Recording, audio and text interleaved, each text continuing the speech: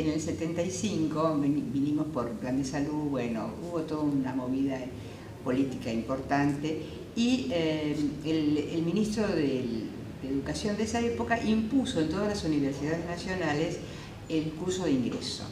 Lengua española, geografía e historia. Y entonces, bueno, yo como venía para dar una cátedra acá en Neuquén sobre literatura, y como Remus Tetu intervino en la universidad, no tenía trabajo. Entonces me presenté a ese concurso y gané el concurso y con María Dominica García, otra profesora de acá, y entonces empezaron a venir los alumnos, empezó el curso. Y Nelly era alumna, y después me dijo María Dominica, no, pero esta señorita es profesora en letras. Se había recibido acá de profesora en letras, pero sin embargo se anotó como alumna, que por supuesto sacaba todos los días en los parciales, en todas las cosas. Para estudiar comunicación social. Para estudiar comunicación social, porque para entrar a la Universidad del Comahue, estudiaras lo que estudiaras, tenías que rendir ese curso de ingreso. Bueno, ahí fue el primer contacto que tuve. Cuando ya se creó el cuatrimestre, eso fue el primer cuatrimestre, en el segundo cuatrimestre se crea, empieza a funcionar la carrera de comunicación social, que en esa época era una tecnicatura en comunicación social. Nelly estaba de alumna, ella se había anotado no para letras, pero como alumna de comunicación. Por supuesto que mi materia, que era comunicación escrita, no la rindió porque era profesora en letras, a ella le dieron equivalencias, pero ahí la empecé a conocer. Y bueno, desde entonces fue una... Y después yo tomé horas de clase en el Colegio Nacional. Y Nelly era profesora del Colegio Nacional. Y Alicia también. Y ahí nos conocimos. Bueno, y seguimos en la universidad Nelly y yo. Y luego entró Alicia como ayudante, ¿te acordás?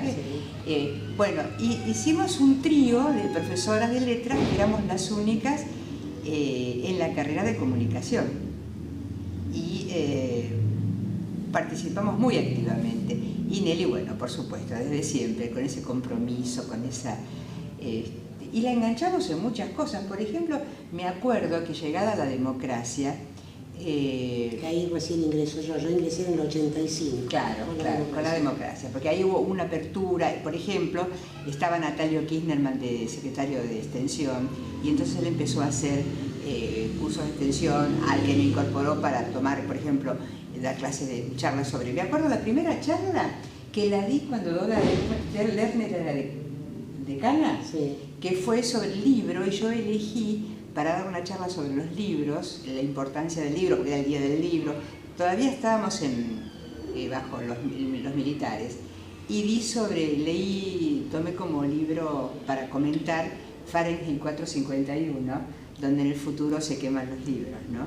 Y entonces, como el libro, a pesar de que se lo queme, en la novela la gente estudia de memoria los libros, y entonces uno es El sonido de la furia, otro es la Biblia, otro es... Y entonces como el libro es la... Me acuerdo que Natalia decía que se iba poniendo tensa la gente cuando asociaba la sensación que tenían en ese momento de un, ¿cómo diré? ¿Cómo se dice? Cuando vos te autocensurás. Te autocensurás, que no podías hablar, y como a mí no me conocía nadie, ¿viste? Yo dije lo que se me ocurría. Bueno, fue eso. Y Nelly estaba. Y a Nelly la comprometimos en un curso que dimos sobre cuento, que lo abrió Mempo Giardinelli, y después nosotros seguimos dando el curso, y ella tomó para dar el cuento tomar como personaje los cuentos del Llano en Llama de Juan Rulfo. Y me acuerdo que todos la escuchábamos muy... Es decir, una mujer que tenía una capacidad de estudio increíble, y entonces podía ponerse a estudiar literatura, y lo hacía muy bien, y era muy buena profesora de literatura. Podía ponerse a estudiar gramática, lo hacía muy bien, era profesora de gramática, y para la parte del discurso, de la lengua, no ni hablar, ¿no?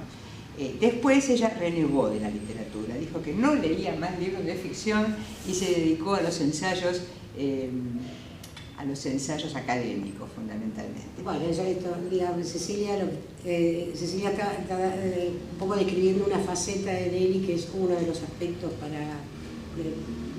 para destacar, que es esta pasión por estudiar de Nelly. Sí, sí. Nelly había estudiado, era profesora en letras, se había recibido muy joven de profesora en letras, era maestra, había sido primero, su primer título fue de maestra, luego profesora en letras, luego estudió comunicación social, ingresó inmediatamente en la facultad como ayudante, en la que articuló, digamos, su formación en letras con su formación de técnica en comunicación social.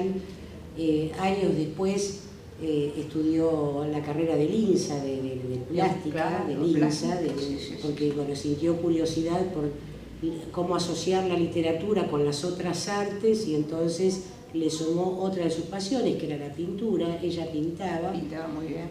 Pintaba muy bien, le sumó esa formación. Luego hizo, años más tarde, una maestría en lingüística que se dictó acá en la Escuela Superior de Idiomas, lo que es hoy la Facultad de Lenguas, que las tres fuimos a hacerla.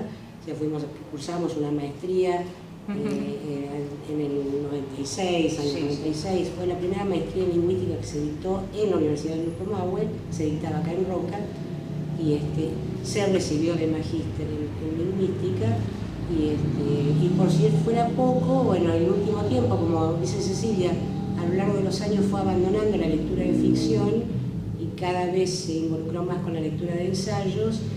Hizo una especialización en filosofía en la Facultad de Humanidades, que se centraba sobre el tema de la interpretación.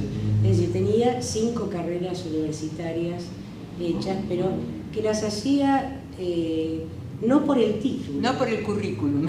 No por el título, porque ella siempre se dijo profesora en letras, nada más. Ella decía profesora en letras. Entonces, bueno, esto, por supuesto, esta pasión por el estudio, una inteligencia excepcional, y permanentemente es una estudiosa de todo lo que no fuera ficción en los últimos años. Pero de todas maneras, como se dice Cecilia, si alguien le pedía que diera una charla sobre un escritor, automáticamente lo hacía. Entonces, bueno, esa formación más una gran capacidad de trabajo,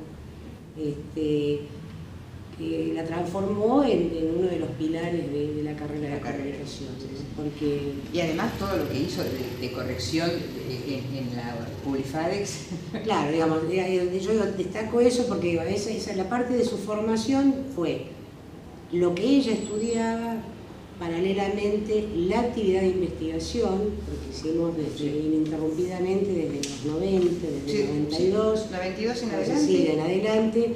Iniciamos, nos constituimos como un grupo de investigación, que bueno, ya después se fue sumando más gente cuando la unidad fue creciendo, y siempre trabajamos en la parte de investigación, lideradas por ella, porque era la líder indudable. Para todo, nos reuníamos en su casa. Yo me acuerdo del primer proyecto de investigación que presentamos, tuvimos toda una noche en la casa de ella, hasta que terminamos el proyecto para presentar a la Secretaría de la Universidad.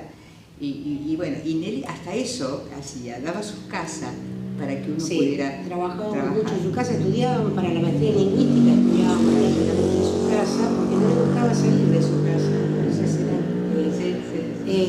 Y bueno, y fue dando, bueno, toda la investigación que hicimos, acompañadas por Nelly, como Cecilia. Cecilia no hace tanto, que ella dice que hace mucho que no está, pero bueno, yo la siento muy cerca. Pero toda la investigación se orientó siempre a investigar objetos de estudio que tuvieran que ver con la carrera. Entonces, fue todo un trabajo de cómo explotar al máximo la lingüística, que era la ciencia en la que estábamos preparadas, la lingüística en la descripción de los discursos de la prensa. De la prensa, de los medios de la televisión. Yo me acuerdo que hice primero el primer proyecto, que era la noticia de difusión periodística. De difusión literaria. De la difusión literaria, perdón, la periodística de difusión literaria, y era la prensa, pero también con los videos de difusión literaria de la Siempre trabajamos, ¿no? trabajamos. El primer proyecto se llamó Análisis Lingüístico del Discurso de la Prensa, que trabajamos básicamente en formato de noticias. Cecilia trabajó la noticia de difusión literaria, la turística.